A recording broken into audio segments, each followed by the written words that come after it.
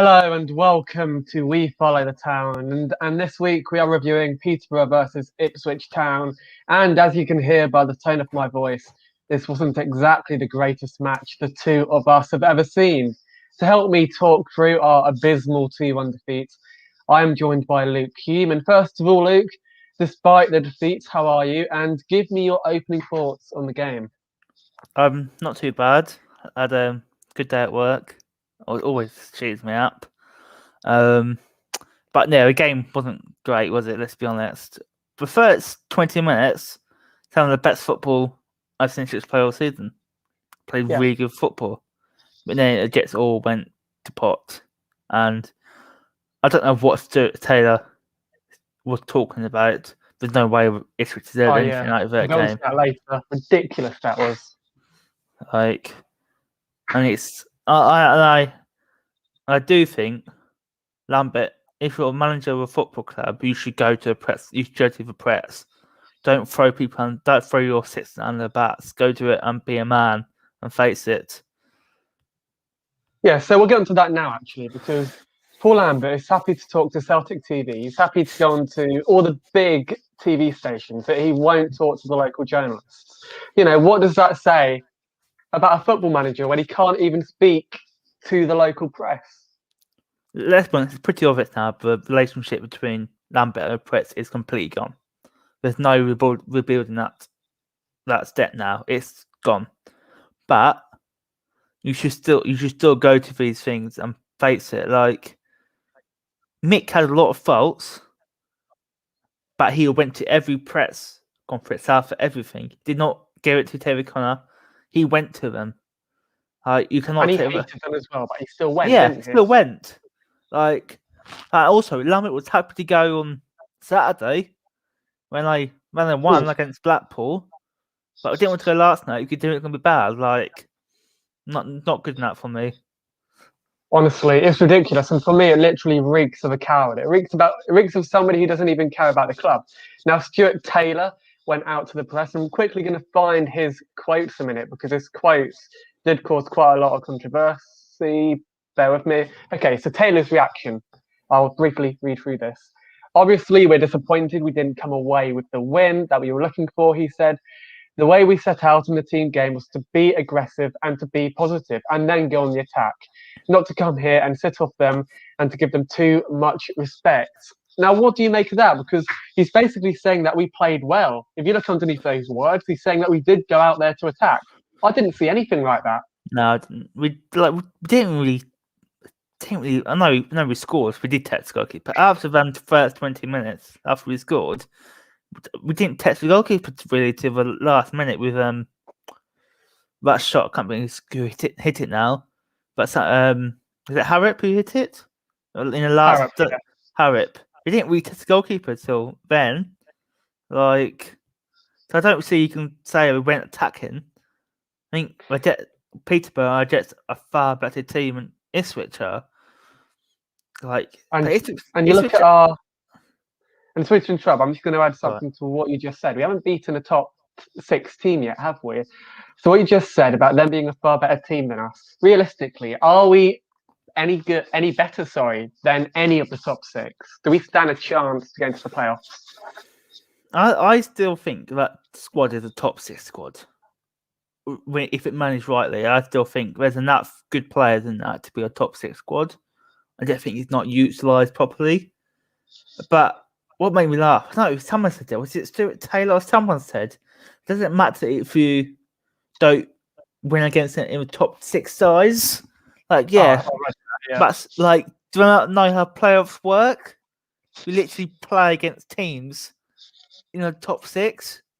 So you kind of do need to be able to beat the top sides. Because otherwise you're not going to go very far in the playoffs. So that makes no sense to me. And to be honest, if we did make it to the playoffs, I don't think we'll stand a chance. Oh, no. Look at the playoffs in 13-14. Wonderful season. If you look back there, I have the shirt from that season.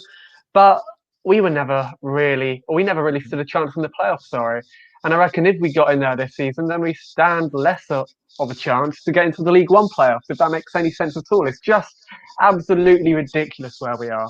I think So he I needs think to I'd be win. more shocked if we got in the playoffs, to be honest, because I can't see. I think it'd be looking to finish in the top 10. Way it's going, I But can't see then it finishing in the top 10. the thing is, that would literally save his job. If we go into the playoffs, Marcus Evans will look at that and say, okay, we performed well this season, because he'd be happy we finished 10th, and say, okay, Paul, you have the entirety of next season in the championship, should we get promoted, stay here. Or if we're Yeah, in League One. It's absolutely ridiculous. yeah, it's something. Yeah, it's not good. Like it probably the safest job in football. I don't blame him for not walking away, because let's be honest, would any of us walk away for money in today's climate with Yeah. COVID? I don't blame him for not wanting to walk away, but any self-respecting businessman should be sacked by now. Like if I was finding my job as much as he is, I would not have a job now. Yeah, a safe job, a job where the owner isn't going to interfere in transfers and any of that, and No, a job where you are going to be given time. Like you just said, like Paul Lambert has been given far too much time. He's been at the club for 2 years. With Nick McCarthy, that was different because we were never going to get relegated under him. We were no, never actually going to be in trouble under him. Even during his last season, I never thought he would get us relegated. no. Paul Lambert's first season was he had an excuse. His excuse was, look, I've taken over a club from Paul Hurst. He brought in a whole load of League One talent. And look, it's difficult to keep us up anyway. But he has no excuse anymore. This is a League One squad Yeah, who should be in the playoffs, who should be in the top two. Many won't agree with that, but still. it's a good enough squad. Like what's more concerning for me in a way is these players were established League One players. You look at your John Nolans or Toton Sala. They were established League One players. Yeah. They should be doing better than they are. And Emir Hughes as well. He's a championship player in a different club. People say he hasn't got any legs in him. Emir Hughes could be a good player. I think injuries has ruined him. I think his injuries has ruined him now. But I don't see the hype of Dizel. Never have. I think if and it's also sorry to interrupt. It's also our transfer strategy, because I was on Talking Town yesterday, and it was very interesting listening to them, because somebody brought up the point that we haven't got a long-term strategy, a long-term transfer strategy, and that's so true, because Paul Lambert literally looks at our squad and says, okay, we need new players. Let's go out there last minute and bring in new players, mostly on loans. That is not how we need to run a club. If you look at Peterborough, Clark Harris, they already have his replacement lined up. He's a new player and they already have a replacement lined up for him. We're not like that, are we? No, I've wondered it for a long time, like who does our transfers actually, because Ipswich are obviously you can see all these head coaches nowadays. Ipswich he's a manager and manager. I don't think that's wrong, but that's how we run up. But even our transfer strategy has been appalling for years. Like I stand by the fact that in the season we made the playoffs, if Evans had invested wisely then, I think McCarthy would have taken us out that season. Yeah, I think he would have spent it rightly. I think the problem is, even though Marcus Evans is wealthy, I don't know if he's football club wealthy, if that makes sense. I think the game has gone away from Marcus Evans. I don't. And does he care? Does he care about the club? Is he running it as a business, or is he running it as a football club? He can make profits for his business. The Marcus Evans group from a football club is something that you pump money into, and he hasn't pumped money into. It's another form of profit for him, really. I don't think it's not a case of not caring. Yeah, carry on. I don't think it's not a case of not caring, because I don't think anyone puts how much money he puts into to keep it afloat and the wage bill. Millions, we're talking multi-millions every year. I don't think no one puts in and don't care. I think it's more he just does not understand football. He does not have a clue on football. That's the bigger issue. He obviously is a very, very successful businessman, because you only like to look at his other businesses to realise he's obviously a very sensible businessman. But he does not know football, and it doesn't help. He's not got no one who knows football. Like, he's appointed Simon Clegg, who didn't really know what he was doing, Ian Milne, who seems a nice guy, but woefully out of his depth, and Lee O'Neill seems a nice guy, but again, seems woefully out of his depth right now. But then Lee O'Neill, like you look at Lee O'Neill, and he's doing all the jobs. He's overlooking transfers. He's overlooking some of the stuff on the pitch that he can overlook, if that makes sense. Like, what is he good at? Like, why isn't he doing something that plays to his strengths? He isn't a football man, so why is he doing all of this? Like, also, like, I think the best part of being in charge of something is knowing who to delegate stuff to. There's not a chance Neil Neal can do all this stuff he's doing to the best of his ability, because you know so much.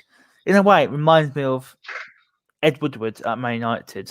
I don't think you can. No one can say Ed Woodward is not a genius at the commercial side at Man United. He's amazing at that. He does not know about football, so he needs a director of football. Like, I don't think Neil Neal's not bad at the business side. Like, he obviously knows what he's doing from the business side. He obviously doesn't know about football. So why are we not having someone who knows about football? Like someone who's been in the game for a long time, like experienced head. For me, it makes no sense the way the club is run at the moment. Like, so quickly, before we get on to something I want to show you, who would you have as director of football? Should we have a director of football? Because in my opinion, I think we need a director of football. Oh, we definitely need one. We definitely need one. I think we need someone who's been. I don't know. It's tricky, isn't it? I think we need someone who's been in games for years. And name a lot of people pop around Joe Royal, but I always think going back to people is quite a tricky situation. Like Kieran Dyer, maybe. I think he's too young. I think he's. Let's be honest, Kieran Dyer, he's being bred to be the next Ipswich manager. I've got no doubt about that. And do you reckon, if Paul Lambert leaves, we're going totally off topic here, but should Paul Lambert leave, would you have Kieran Dyer as a cheap option for a manager? I still think he's not ready. I think as a caretaker, he'd be all right, but it's similar to Magilton. If you go for a cheap option, it is a cheap option. And there's a reason you're going for the cheap option. Not because of the best person out there most of the time. Maybe not being a bit unfair to Kieran Dyer, I don't know. But like I said, it's obvious by now he's being bred to be the next Ipswich manager, so I'm pretty sure he will be the next Ipswich manager now. So I'm going to risk everything here and play you a clip from the TalkSport drive earlier. If we get copyrighted, then I'll simply delete this out the entire show and re-upload it. But what are your thoughts on this? And I'm going to quickly play it. Right. When I think of Ipswich Town, I think of Bobby Robson. I think of Paul Mariner, Alan Brazil, the young and athletic Alan Brazil, Kevin Beattie, Tyson and Muren, brilliant players, really good football, a team that was competitive as well. When you move it on a number of years, you've got Holland and Magilton in a superb midfield. That Marcus Stewart's goals, Royce are out wide, a good football inside, an exciting team that was competitive. Sometimes, things go wrong at clubs and they go through low periods. That's been happening at Ipswich Town. It can happen anywhere. They're now in the third tier. I watched Ipswich last night, okay, and I saw a team and a manager and an owner that have absolutely zero connection with their fans. Ipswich have an identity in the past, traditionally, and it's not what Paul Lambert is delivering right now. Ipswich last night were hoofball, they were dirty, serious lack of football, big lump up front, defenders who can't defend. They've lost 9 out of 9 games against the top 7 in League One. But it's not even the results, it's the manner of those defeats. Ipswich are unwatchable and bear no resemblance to the great club of the past. And it's hard to emulate what Bobby Robson did at Portman Road. It's hard, even before that they were title winners. Have they got any direction though? No, nothing. I don't think there's anything going on there. At least give the fans some football to enjoy. At least have some ideas beyond the very basic. At least try. Fans of clubs like Ipswich, right? They can accept failure. They can accept that you're not going to finish in the top 4 in the Premier League or win the title or play in the Champions League. They can even accept not being in the Premier League, stuff like that. You know, they're not expecting too much. But Marcus Evans, the owner, isn't trying to build a strong club. Paul Lambert isn't trying to build a strong first team. Ipswich have no identity, no strategy, and soon they'll have no fans the way they're going. It is a massive fall from grace. And it's intriguing, this, because you played under Paul Lambert, didn't you? Yeah. And what did you make of him? Because he's had good times in the past elsewhere, hasn't he? Well, at Aston Villa, you know, he had it was the hardest job that a manager's had at Aston Villa. He came into Aston Villa, was given no money, was told to get the wage bill down, and the year he got sacked, we were close to going down until Tim Sherwood come in and save the day. But So, what were your thoughts on that? In my opinion, he was absolutely wrong. He was spot on about where the club are at the moment, and he was spot on about the club's current situation. So,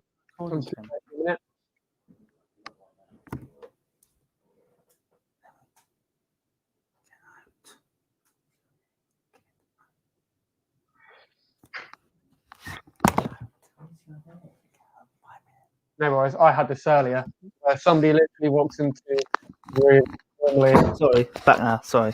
I literally had that earlier on when I had a family member right outside there, and they literally just walked in whilst I was live. If they talk, it literally ruins the entire show, and if they're quiet, then you literally just have to shoot them out like that. Yeah. So yeah, I think you got it pretty much spot on, really, didn't he? I don't think you can argue with much of that from Aidan Durham. I think it's such a mess, Ipswich. Such a mess. Like, it's not. So, did you agree, with what he said? Do you reckon he was spot on? I think there's most things I would say so. I don't think Paul Lambert doesn't know. Paul Lambert is not the right man for the job. It's obvious by now. The players are not playing good enough. Like, I don't care what anyone says, but them players are better than what they're playing at the moment. Like, and he's right about the fans. Fans are becoming more and more disconnected. Like I don't even feel sad anymore when we lose. It just feels like I've been I haven't got a ticket anymore. I didn't renew for a number of reasons. I couldn't go. Groundhog Day, isn't it? It is. It's like you're not getting anywhere, and getting worse and worse. So yeah, and the most striking part of what he said was he spoke about the disconnection between the clubs and the fans, and I think many fans have been feeling like that. Many fans have been saying that, where it's no longer a community club. It's no longer a club at the heart of the community. Okay, we all support Ipswich. We all love Ipswich to absolute bits, but we don't care about the owner. We don't care about the manager. From all we could care, they could both leave and we'd all be happy. We'd all come back to the club, wouldn't we? I think so. It's. I think about one of the owners to sell. It's all good saying they need to sell, but you've got to have someone to sell to. And let's be honest, Ipswich had very good investment at the moment. I wouldn't say so. Like, from a business point of view, if we take our blue tinted glasses off, we're not a great investment. We don't own a stadium. Yeah, we have so much debt. Most of it will probably be wiped off because it's owed to Evans. But we don't own a stadium. We don't even own our training ground. Marcus Evans owns that in his name, not the club name. So you've got no real land. So we're not a great investment for businesses, for businessmen to think, yes, I want to go and buy that club. And the club has been on the market, and especially for a number of years now. And the thing is, just to butt in a minute, he would ask for more money from the potential suitor than he's really worth. You know, like, is the club worth buying for, say, 15 million? Like, is it worth buying for like that much?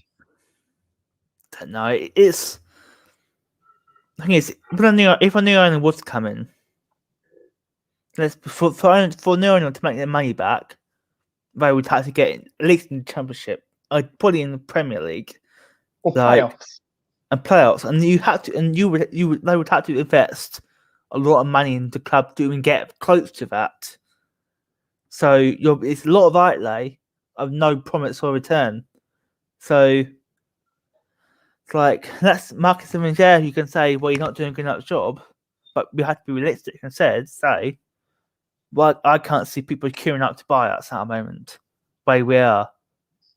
So let's get on to the game, and I don't want to talk about this game for long because it wasn't a great game, and there really isn't much to talk about, to be honest.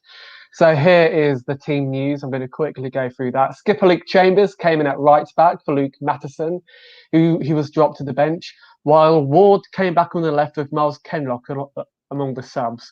First of all, what are your thoughts on both Chambers and Ward starting? I reckon that was a huge mistake. Yeah, I like Chambers. I think he's a good person to run a club. I think he's been a good servant to the club. But I think his time has came now. His time is up. I think, yes, we should definitely keep him around the club in a player coach role and as a emergency backup. But he's not a starter anymore. I've got no doubt. I don't care. I don't think people say he's a bad captain. He's not a bad captain. He's a great person to run a club. Mm. But football moves on, and you have to move on. And he's not got it in lock anymore.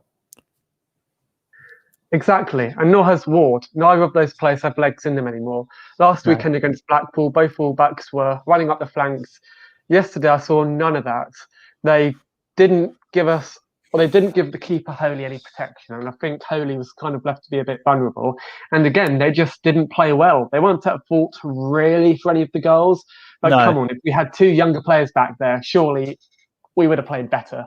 I think, well, you touched on that, but I think the goalkeeper is part of the issue. He's 6'8", something like that. He got no command of a goal at all. And Di Cornell was playing well before he was dropped, wasn't he? Yeah, he got no command of a goal at all. Defensively, we are so poor. I'm struggling to find out we're a good part of this team at the moment.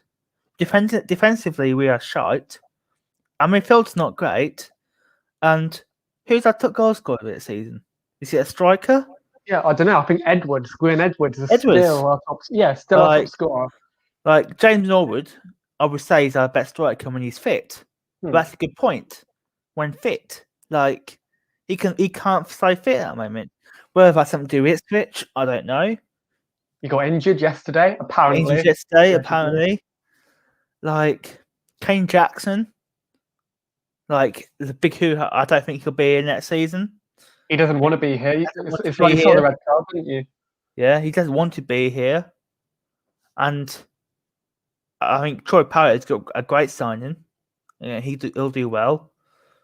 But he's not one of our own, is he? We're not going to have him next season. So if he make it into the Championship, Troy Parrott, and I guarantee you this, will be on the Tottenham bench next season. I would say so. I would say so. I think that's the issue though. I don't disagree with lining players in because let's be honest, someone from Troy Parrott at Tottenham Academy is going to be better than one of our strikers in our academy. It's pretty obvious why he's at a Tottenham Academy. So I've got no problem lining him in. But you had to have a long-term plan. What you can do after that. But I don't think the club has got a long-term plan. We keep hearing about this. We're going to bring a youth through. This academy, yes, it did one in the past, but you cannot name a great academy project we brought through that have gone to the top level in recent years. Connor Wickham's the last one I can think about, or Aaron Cresswell. But how long ago were they here? And Connor Wickham, even though he played in the Premier League, he's never really lived up to the promise, has he? No. Is he playing football now? I don't know. He's at Sheffield Wednesday. Yeah, he's not really. He's injured, playing, by the way. Injured. It was a bit of quite fitting, really. Aaron Cresswell, he's not. He did come through academy. Came from Tranmere at a young age, but not through academy. Good point. Yeah. I suppose you could say Luke Hyam. He's probably the one that probably rings to bell, but he's retired, by the way. Luke Hyam has retired. He hasn't been at a club or with a club for over a year and a half. Bloody hell. He can't be that old. No, I he's mean, 27, 28. injuries really ruined his career.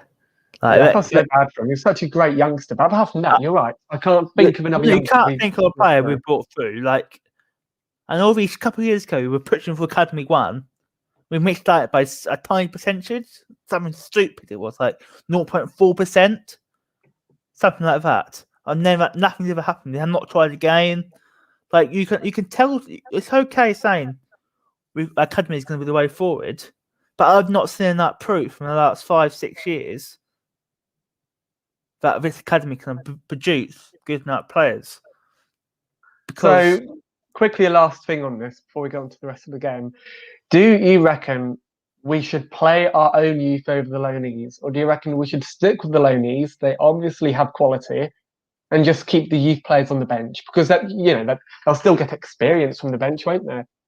I always like it's a very tricky situation because let's be honest, I don't care what anyone says.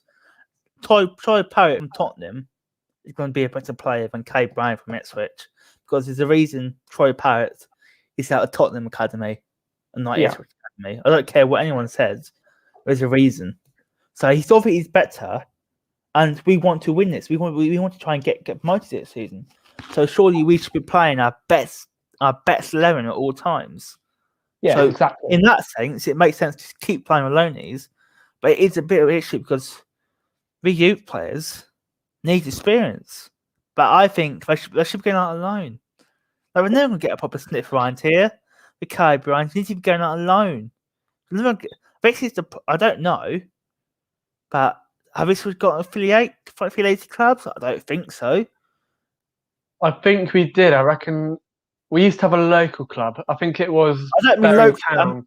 I don't mean that kind of line. I mean like a senior affiliate. Like a team that can send players on loan to.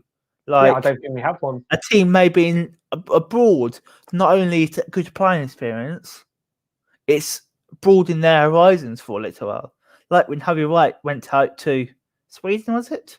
Mickey didn't play that match, but I reckon the experience living in Sweden for a few months and training in a different environment probably did some good for him, I would imagine. So, what if we don't have an affiliate club? That makes no sense to me. That would be an ideal opportunity to send players on loan. Like what we kind of does a lot. So Jack Marriott is a prime example. We sent Jack Marriott out to these non-league clubs, and he was smashing the goals in. And then we sent him to that Woking and higher Colchester. He did nothing. Matt Clark as well. We just mentioned about our own youth players who whether they developed or not. He's a good example of players who've gone well. I mean, we let him go for nothing.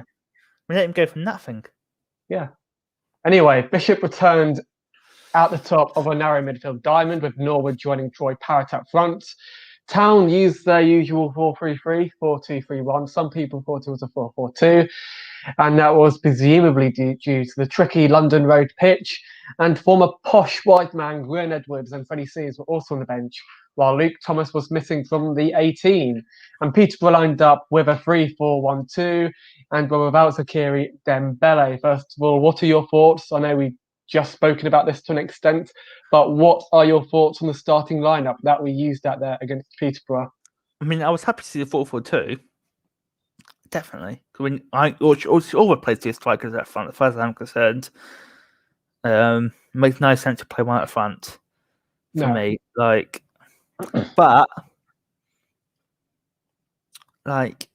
this is the problem though. We want about Norwood being our main striker, but you can't rely on him at the moment because when he goes on the pitch, he gets injured. You can't his fitness is not good enough at the moment. Would you rely on Sears? I don't know. I don't know if Sears is good enough anymore, I'll be honest. I haven't seen enough of him, really, because he's hardly got a sniff, to be honest. Let's be honest. It's how you play the game. Drin being ahead of him. Where is he at the moment? Is he injured? I don't think he is injured, actually. I think so. I think he's genuinely not making it to the starting. What I don't think about that, he was getting ahead of Sears. But now he's gone 11 completely. Yeah, and he scored, didn't he? He scored against Crewe. Yeah, People don't like Drennan, and I get that, but he scored. he Who knows? scored. Maybe he could have scored against Blackpool. Maybe he could have scored tonight against Peterborough. He's a young player. He has I pace. don't get like I get he's not playing. I get when Norwich starts ahead of him. I get that. But what happened? He's suddenly gone from starting games to not even making the 18. To me, why? That makes no sense. If he was good enough to lead the line a couple of games ago, he's good enough to be on the bench for you. Exactly. It's a very strange situation. Barley agreed. Anyway, the Blues were wearing their burgundy and blue third strip. And he went in front after the first minute. Taylor kicked long in line with the Blues' early approach on the Sunday morning pitch.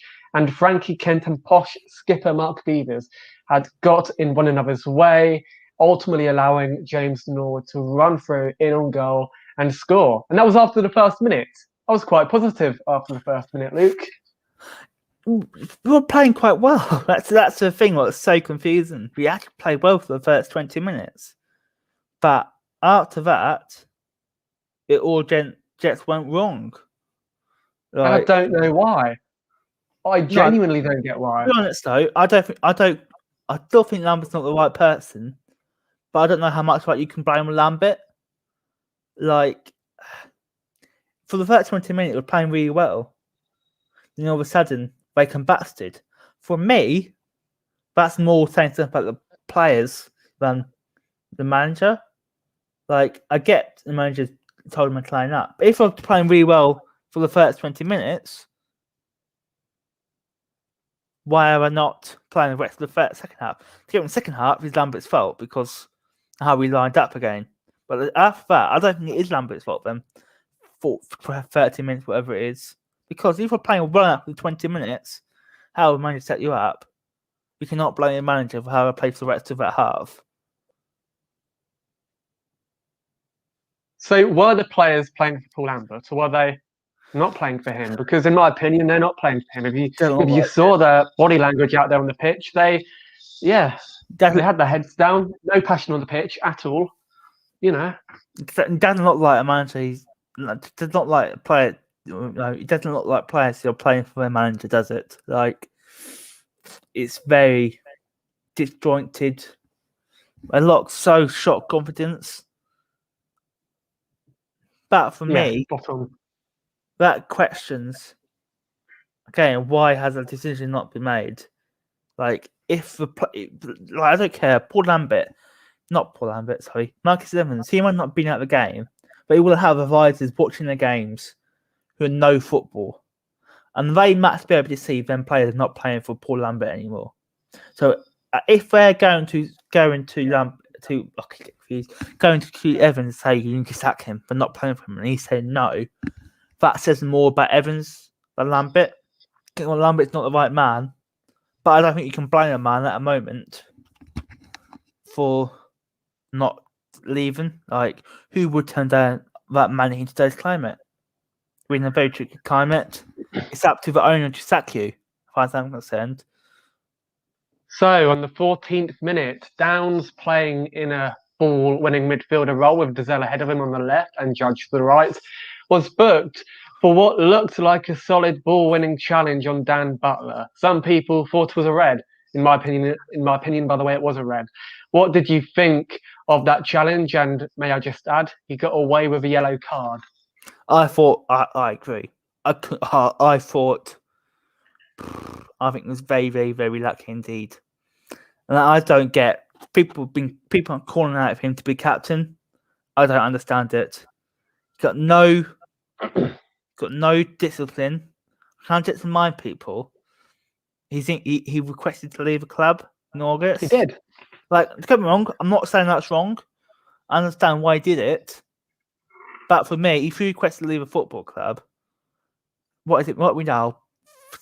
8 months later, you're not the right person to be captain for a match. For me, I don't get it. Like, spot on, and he has no discipline, as you just mentioned. Got no discipline whatsoever. That would have been I might be wrong, and people in the comments, please correct me if I'm wrong. That would have been our third red card in 3 games. Or maybe our 4th. I don't know, but that is Something ridiculous. stupid. We've got no discipline whatsoever. Like, got no discipline whatsoever. And Dazelle, in my opinion, Dazelle could have been sent off tonight. I know that's a bit later on in the game, but Dazelle was out there as well, pushing players over, like barraging into them. And then you have Downs, who literally was lucky to escape with a yellow. He went in with both feet. Why don't get it with Dazelle is he knows he's on the yellow card, like, and you're still doing it. Like, don't give a referee decision to make. Don't get me wrong, I don't particularly rate Dazelle, but I know that's quite a controversial opinion against Ipswich fans. But I don't necessarily think he should be in the team. I think Ipswich fans watch him. I like him because of the name more than how he plays. Like, I don't think he's all that special, but that's my opinion. Other people have a different opinion. But yeah, I think we probably lucky not to be down to 9 men last night. Yeah. And in my opinion, again, this is just my opinion, so apologies to those who don't agree with me. We should have sold Dazelle when both Tottenham and Liverpool were in for him. Do you agree? I agree. Like, people going about how wonderful he is. He should be running rings against these sort of teams. Maybe not sort of Peterborough, but people like Blackpool in this league. He should be running rings against. And on his debut, he scored, didn't he? Scored debut. And I know he didn't really play a lot after that. He was getting in and out of the team. And he had that quite bad injury. But I still don't see this magical player. If he was that good, as Ipswich fans like to make out he's going to be a next big player, he would not be at Ipswich anymore. Exactly. He would be at a big club, probably not playing for them, but he would be on his fourth loan spell by now. If he went to someone like Chelsea, he'd be on his 4th loan spell, some European country. Like if he was that good, he would let Ipswich when we got relegated. He's still here 2 seasons later. So that says a lot, I think. Yeah. And we would have bitten Liverpool's arm off if they came in with a decent offer. I'm just going to throw that out there because, like, we would sell him. Yeah, if I offer something like, I think pretty a fair, say £5-6 million, probably a fair total for him, with a bit of potential he maybe has. If it would have snapped their arm off for him. Snapped their arm, like, yes. So there's no way we're turning down, we don't know about it. They would just anyway, the opportunity arisen. In the 28th minute, with Peterborough trying to play football despite the surface and the Blues playing a more direct style, Isa cut in from the left and hit a shot into Holy's arms. And just before the half-hour mark, Holy missed this punch from a corner, but somehow managed to bundle it behind for a corner. And Norwood needed treatment for a knock on the 32nd minute after fouling Ward. He was taken off at a half time, of course. I'm just reading through my notes. And to be honest, I want to get to the Peterborough goal because there really isn't anything to talk about. Here we are on the 37th minute. All I'm going to say is Clark Harris scored his 17th goal of the season. He's a brilliant player. Exactly, yeah. He nodded the ball back across Holy and into the corner of the net. And I've written in my notes here that Ward and McGuinness were at fault. They could have done more to mark him. Now, Ward is an interesting one. Why on earth is Ward starting? And McGuinness, why is McGuinness starting? I'm so sorry, but McGuinness is no better than what we already have. He's no better than Elkin Baggott, in my opinion. Like, I understand Matt McGuinness. Matt McGuinness is going to make mistakes. He's a young player. But I agree. I'll be honest, I haven't seen that match because with the way I work now, I don't see a lot of matches now, even in its strange world. I'm still quite busy. Yeah. So I don't see a lot of games. I did see last night game. I see a few, but the matches I watched, and obviously I know people who still watch it quite regularly, I don't see it. I think he's got a lot of potential. That's why he's at Arsenal. But for me, he's not quite ready. I understood why we brought him in when he was playing the FA Cup game, not FA Cup, what's it called, Papa John's Trophy, whatever it's called now. I got that. We had a lot of games. But in big games like this, I get it. What has happened to Wilson? Is he around anymore? I forgot. Yeah, I have no about idea. it now. What's happened to him? Yeah, in He's my not even. opinion, he's going to be released at the end of the season. You Yeah, know, he's like going to he's be on the gone. final year of his contract. But But he's he's our no. best defender. He's no worse than. He's no worse than McGuinness. And do you remember? Okay, some fans probably pick one or two games, but do you remember a properly poor performance from Wilson? I'll never forget MK Dons last year when Wilson probably had the performance of his career, absolutely immense at the back. Why isn't he playing now? Like, where is he? Has he fallen out for Lambert? I don't know. He's obviously not the best player in the world. No, that's why he's at Ipswich. Let's be honest. Yeah, Like, exactly. If any good, he would have been snapped up by someone better. But he's a solid, average centre half. Like, and we need to get real with that. Like, he cannot do any worse than some of what I've seen. Like, McGuinness he's not ready. Like, all his Anyway, centre half. carry on. All his centre half. What happened to them all? Like, Yeah, we have tons so many of- injuries at the back. so many injuries. Like, how are we getting so many injuries? And Makes Ciala, no- he's injured, isn't he? 18? I don't know. Yeah, Chambers. I'd actually play Chambers as a centre half. I wouldn't play him as a fullback. No. He's too old to be a fullback. He could do a job as a centre back against, the shit team. Yeah, I agree. I think he's always been a better centre half than he has been a right back. Like, even in the Championship, we played as a right back. He was never convincing, was he? No. But it is what it is. Exactly. And at half time, Town switched Norwood, presumably because he was injured. Some people are saying he fell out with the manager at half time. I wouldn't read too much into that.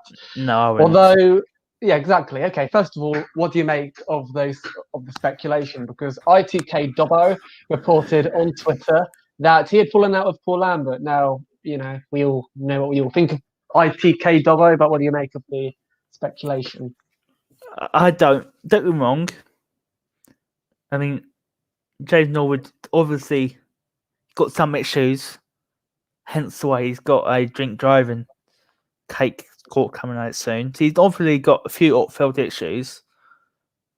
But I don't think there's anything in that.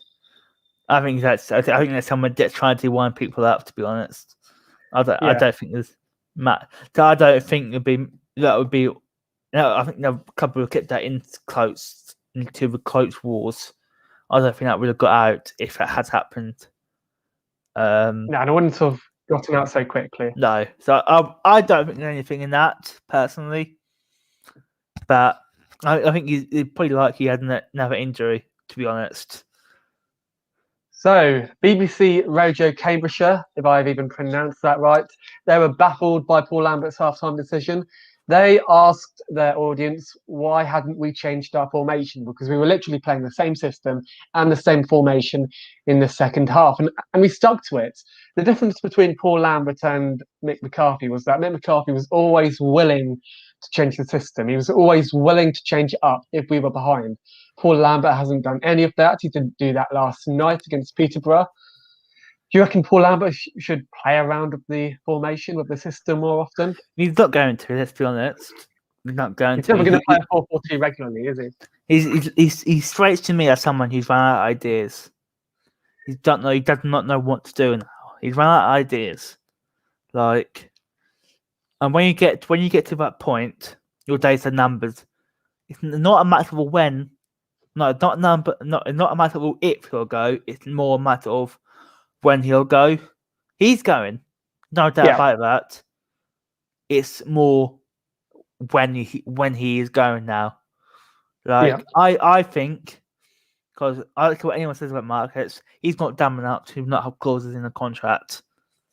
There will be some clause in that contract saying if you don't reach said performance, I can let you go on reduced compensation. That will be what happens. I think in about April time, when it's mathematically impossible to reach the playoffs, he'll go, and Kieran Dale will come in for the last how many games. I'm pretty sure that's going to happen now. And the thing is, he's going to be due so much compensation if he's let go now. Like I was reading the other day, I think it's something like 4 million he would be due if he was Yeah. to be sacked right now. And Marcus Evans, let's be honest here, he does not want to pay that 4 million No. just to get rid of Lambert. Especially at a moment where he cannot open anything. He's a man who makes his money in hospitality. Like I know he's not. I know he's not. He doesn't need £5 to get him through the week, but at the moment he's making no money. Like even Ipswich, I find it very hard to believe Ipswich are making a match of a profit at the moment with no fans, no hospitality. So his businesses are not making a lot of money. So No, and he'd be happy. He'd be happy, sorry, with a 10th finish. If we finished 10th, there may be a chance that he wouldn't sack Paul Lambert. No, I think Lambert will go if we don't make the playoffs. I think it's more a matter of when he does it, so it works in business. But it's very tricky. Anyway, I really don't want to stick on this game for much longer. 5 minutes into the second half, Posh took the lead. It was a foul from Mark McGuinness on Clark Harris, not far outside the area up to the right, sorry. Ward struck a free kick past the end of town and beat Holy. And yeah, the Posh are 2-1 up, and there really isn't much more to talk about. We didn't offer anything up front. We didn't offer any threat up front. We brought Freddie Sears on during the final 5 minutes of the game, sorry. Even and that, it's too late, isn't it? It's too late to do anything. You can't bring a player on in 5 minutes. You need at least 5 minutes to get into the game. You cannot bring a player on with 5 minutes to go and expect him to change the game. And for me, that shows Paul Lambert. It shows me what Paul Lambert thinks about Sears. Exactly. Lambert does not rate Sears. He'll be off to Colchester soon. Next season he's going to be back to Colchester. He's not going to be at Ipswich next season. Like, that's another important point. Most of our team are out of contract in the summer. But it's like 17 players, I think. Yeah. Wilson, contract. Chambers, yeah. Ward, Sears. I could go on. I think a couple of youngsters are. Yeah, a lot of these players. As well. Not like I people will get a new contract. Could be like Chambers will get a new contract. Yeah. He'll get some sort of coaching role, I'm pretty sure. I mean, it's Goose will probably be the same. He'll get a new contract with some sort of coaching role attached. But I don't think many of the other players will get a new contract. And then after that, you're down to the bare bones of it squad. Yeah, and we're not going to invest in any good players, are we? We're going to bring in the same players, the same free transfers, that we brought in the past. Yeah, you're not going to put any money in. Because if we didn't put money in when the world's in better place, you're not going to do it now where the pandemic is so bad. Like, there's no money. Football's kind of like making their money. So there's no way he's going to put money in now if he didn't when Terry wasn't here. So, that's save its value for Ipswich. Like, the amount of players out of contracts is not good. And he looks at our squad, in my opinion, and he just says, look, these players are good enough for League One. I'm not going to bring anybody in. But anyway, what were your thoughts on the game? Look, there really isn't much to talk about. There isn't really much to be positive about at all. But did you pick anything positive from the game? No. Norwood's goal, maybe? I think Norwood can get 20 goals if he's fit. Keyword fit. At the moment, he does not seem to be able to be fit. I don't know if that's his fault or if he's keep being rushed back by the club. Don't know where the problem lies, but he's not being fit on a consistent stage at the moment, and that's a big concern. Like Kane Jackson, who probably our next best striker, doesn't want to be here. Yep.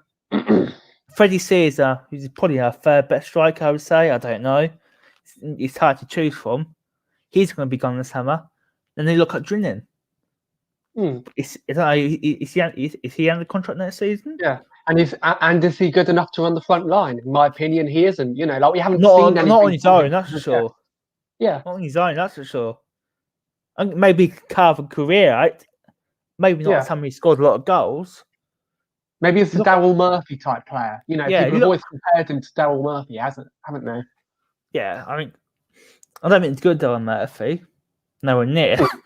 He actually scored. He scored quite a bit, actually. Quite a bit when he came to 14-15, top scorer for us. Top scorer in the championship. So yeah, Yeah, well, that was a bit of a off the radar year. He didn't do it again, and No, I he actually think didn't.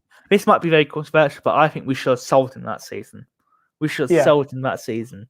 Got the money for him. Would we have kept the money though? We sold Tyrone Mings, 8 million. We didn't keep any of the money. Well, Marcus Evans did. He spent the money on himself, presumably, because we saw none of that money in the transfer kitty. No, it's not. That's the thing. Like finances. The other point about the selling finances, we sell players to stay afloat. To be honest, like that's the whole reason we sell players nowadays. We don't do it to reinvest in our playing squad. We do it to stay afloat. Because this club does not earn enough money.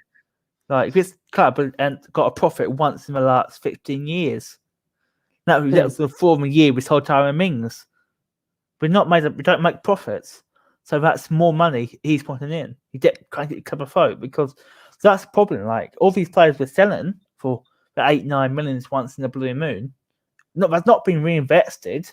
That's going to get basically keep the balance right. That's the problem. Like we can't invest in our playing squad because the money needs to go to keeping the club afloat. Exactly. Anyway, would you like to hear the league table? I know we are 11th. Obviously, know that. I was into Lockheed still. Yeah, I was just about to say we are 11th, 39 points. If we lose our next game, we could fall 12th, 11th. Come on, Marcus, look at that. 11th place. That is just not good enough. I don't care what anyone says. This team is not 11th place team. You can argue it's not. You can argue it's not top 2. You can argue it's not top 4, but you cannot argue its team is 11th place. This team is a top 6 team. Even our shittest player, apologies for my language, we are half an hour in, so I don't think YouTube will mind, but even our worst player like Freddie Sears, he could easily walk into a Plymouth. He could easily walk into a Fleetwood. AFC Wimbledon, he'd be starting every week for them. Yeah. This is a squad, as you just said, and I thoroughly agree with you, by the way, who are more than capable of getting into the top 6. This is a top 6 squad at the minimum. Like, I think on its day, it's a top 2 squad. I think you look at that team. You've got slightly some areas that may need to be done, but you look at Nolan, Caden Jackson, Nasala, Holy. These were established League One players. Yeah. When we came into League One. Donatian. Where is he? Where's Donatian? Yeah. These players were established League One players when we signed them. They should be doing better than they are. Like, now at the end of the day, it does boil down to the manager. The manager is mismanaging these players. This manager is not good enough to manage these players. It's obvious now. Yeah. In my opinion, look, this is just my opinion. There may be those who probably disagree with me. Sorry, but most people will probably agree with me here. He is the worst manager we've ever had. He's worse than Paul Hurst. Because Paul Hurst, let's be honest, he wasn't really given enough time. People may say, look, he was an awful manager, but yeah, he brought in a whole load of crap players. His recruitment wasn't good enough, but he is a League One manager. Paul Hurst knows League One. So in my opinion, we would have been in a better place than we are now. I understood why Ipswich got rid of him. Obviously, yeah, me too. There was more off-field issues that saw Hurst go than on the pitch. And he would have gone down regardless. Yes, that team was not good enough. But I agree. This man, he's much worse than even managers like Paul George. Paul George tried his best. He wasn't good enough, but at least he had the decency to go, actually, I'm not good enough anymore. And he resigned. And he tried his best. Even Roy Keane, I'm a bit young for Roy Keane. I quite like Roy Keane though. I think he has he tried and wanted to, but it didn't work out. But not to its level. You look at letting McCarthy. I still think McCarthy was a brilliant manager for us. And I still think in 10 years' time we'll look back on the McCarthy era with much better memories than maybe some people do now. Because for me, that's my best memories of Ipswich when we made the playoffs. Yeah. Well, it says a lot, really. That's my best memories of Ipswich. Best game I've ever seen at Portman Road, Ipswich v Yeah. Norwich. That says a lot. In fact, that's my best memory, getting to a playoff semi-finals. When we lost, Yeah. by the way. We didn't win, we lost. That's our best memories. Like, And we're both a very similar age, aren't we? Yeah. All we've ever seen, the only football we've ever seen, I'm in my early 20s, is the bit McCarthy football, the playoff season, that kind of era of Ipswich Town. Yeah. That is the only football that I'm used to. And that is the only success. The 13-14 season is the only success I've ever seen. And that is so sad. Yeah. Don't get me wrong, I don't think people moaned at the football you're playing. For me, I'm not too bothered about what football we play as long as we win games. Like, for me, if we play the worst football in the world, but win games, I'm not particularly bothered by how you play football. But I think that's the problem is, like we're a bit older now, we're about the same age. If we keep playing like this club will lose out on younger generation of fans. Yeah. Why would they want to come watch here? Like, I can go and watch go support Chelsea, not Arsenal anymore, but Chelsea, Liverpool, Man City, and see them win title after title. So why would you choose to watch Ipswich, where this month we are on the slow descendants to Division 4 football at this rate? We're not going up. We're going down. Like, look at where Norwich are. Look at where they are. Yeah. Like, this might upset Norwich fans, not Ipswich fans. Sorry, Norwich are a very, very well run club. Yeah, I was about to say that. Yeah, I'm actually hate to admit it. They are run very well. Yes, they might go up and down, but they go up, been in there more than we have lately. Like, good recruitment, good football. Yeah. But I don't spend loads of money. I know it's more we do, but I could have been in the Premier League, but not spending 40 million on a player. Here's a fly on the wall stat. The season we went down under Paul Hurst, we spent more money that season than Norwich did. And Norwich went up that season. Norwich up. I think the bigger issue was with that season. And mind you, we actually finished above Norwich the previous season. We finished 12th. They finished 13th. That was our. We were all going. We're going to go up next season. Not going up. We're going to do better next season. And I think we would have done if we had a better effective. Let's be honest. Paul Hurst seems like a logical way. Move. Like, fans have been begging Evans to go and get a young manager. We don't want McCarthy anymore. We want a young manager. He went out and did that. We asked him to spend money. He spent money, not loads, but that was probably about £5 million, which from about £5 million, I'd say. Brought John Walters back to the club. Yeah, okay, that didn't work out. Injuries, which was his fault. Was Hurst for rushing back too much. But I think, obviously, off-field issues. But I think the biggest problem that season was there was not a director of football at that club. Yeah. To bridge the gap of Hurst's inexperience.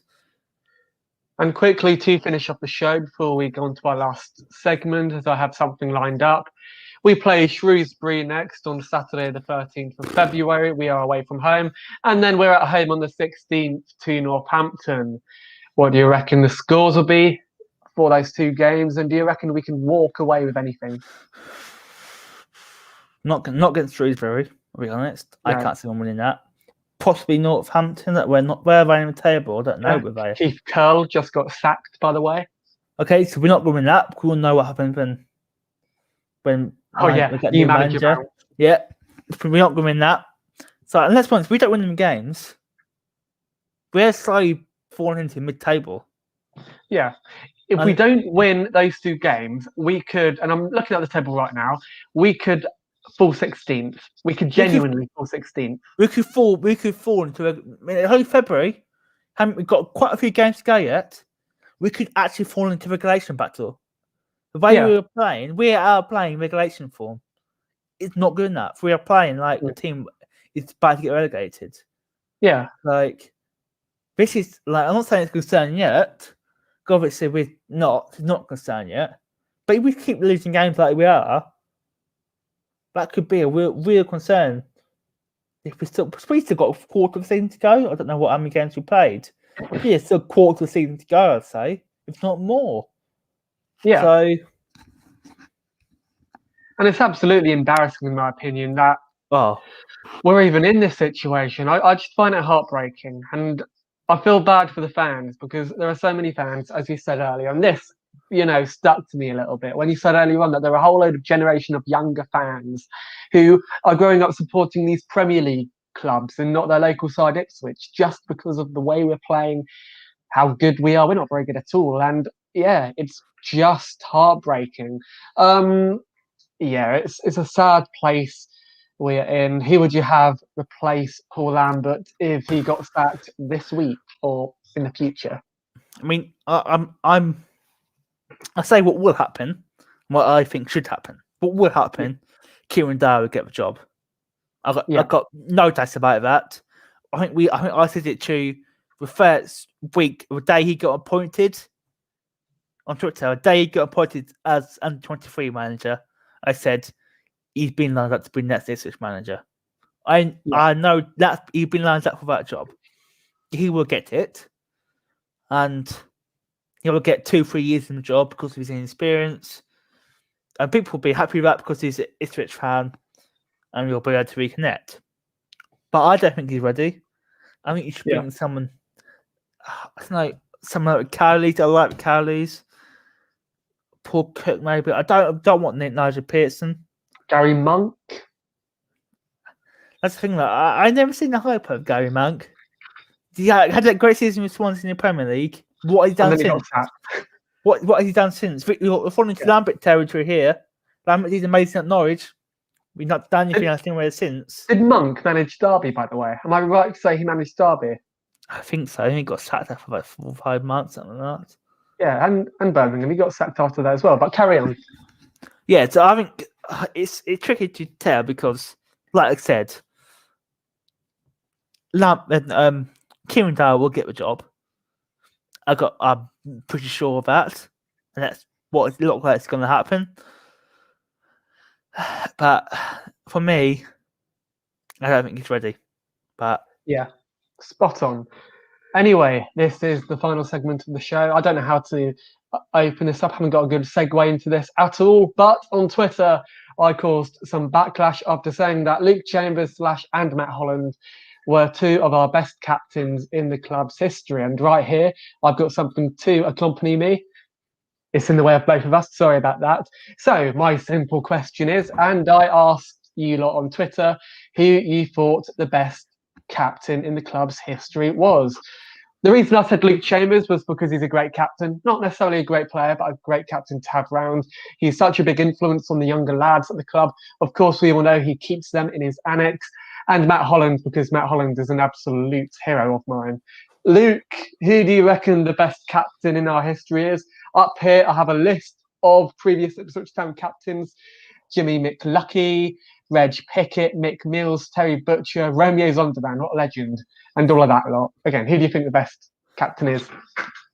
Bennett, I know one of them. I know 2 of them, I'll be honest. So a lot of the rest of them before my time. It got to be in my time. It got to be Luke Chambers. I mean, we can say what we want about Luke Chambers, but his playing ability. But I don't think you can deny what a good captain he is and what a good person he is to have run the club. I don't think you can. I think anyone who says he's a bad captain is wrong, to be honest. I think he's an excellent captain and represents the club in a very good way. And they're judging it based off his footballing ability, not off his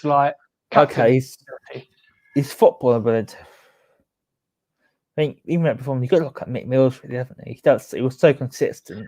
John Walker. I thought John Walker would have been captain for longer though, because he was at the club for over 15 years, wasn't he? He left and came back though, so yeah. Terry Butcher as well.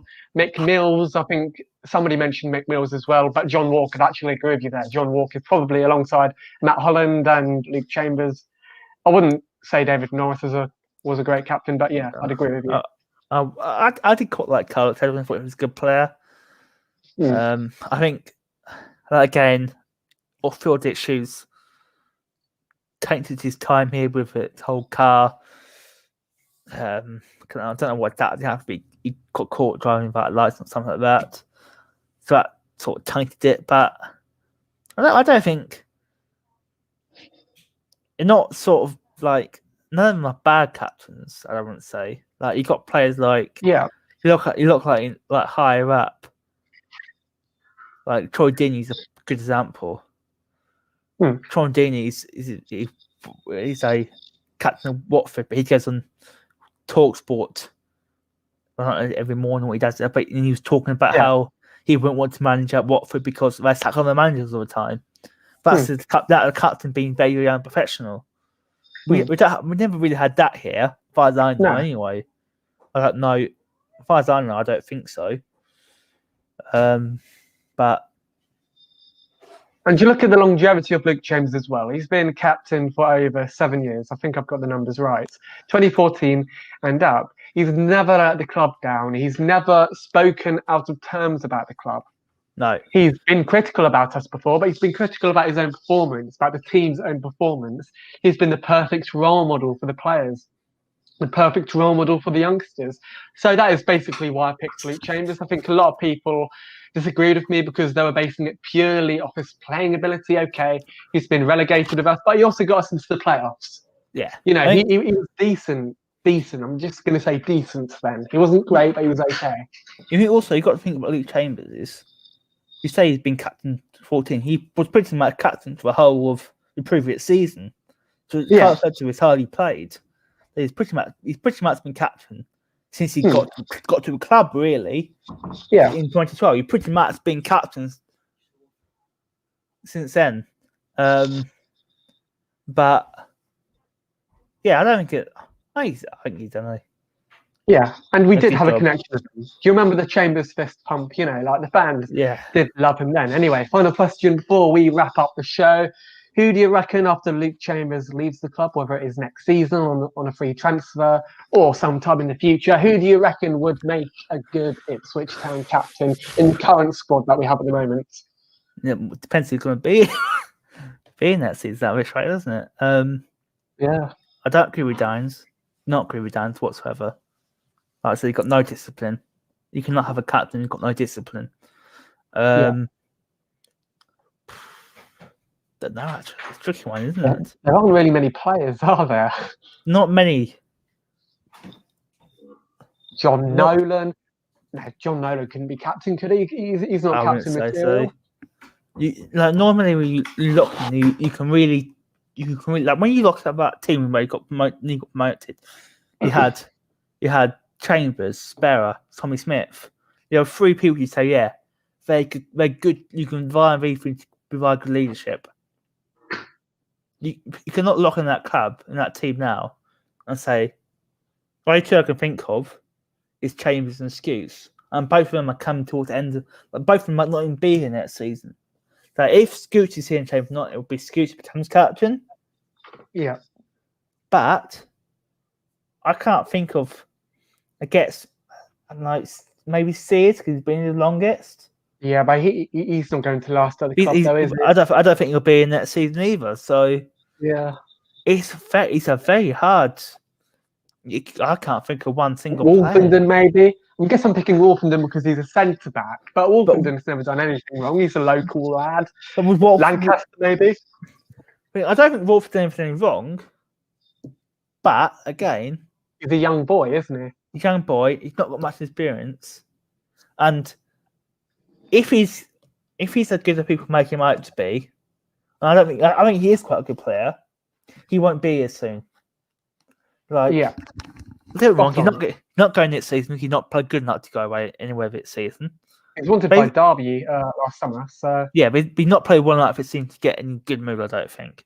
But say he's had a brilliant next half of the season when we come back in August, and a Premier League club calling for him in January, he'll be gone. I guarantee you, he will not stay. He'll be gone. And the same with Dizel and all these players. who have signed contracts, they will go when a Premier League comes into them.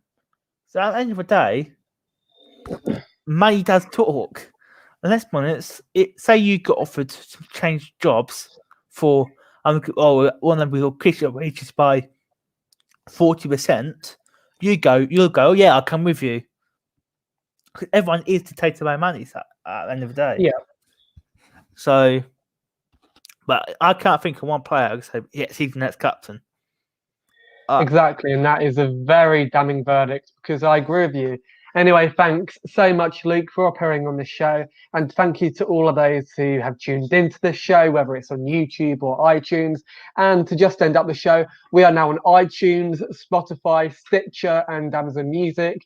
So if you want to listen to previous podcasts or this one, then simply look at us or subscribe to us on those platforms. Thank you very much for being here, Luke.